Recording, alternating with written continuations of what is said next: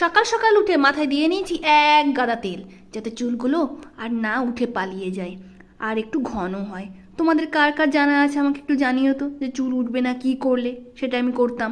তো যাই হোক, তারপর শ্যাম্পু ট্যাম্পু করে নিয়েছি আর তারপর বেরিয়েছি আমি আর দিদি মিলে একটা কাজে।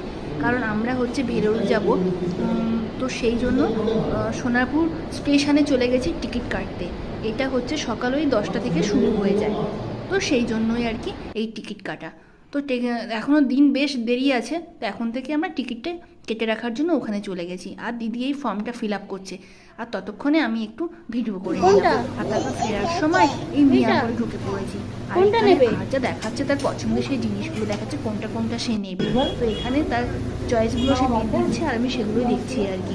তো ভাবছি আমাদের সময় আমরা কি ছিলাম আর এখনকার বাচ্চারা কত ফার্স্ট, তাই না? মিয়ামোর সুপার স্পাইস সামনে মানে যেতেই দেয় না, ও সামনে গেলেই একবার না একবার ঢুকতে হয়, বেশি বায়না নেই।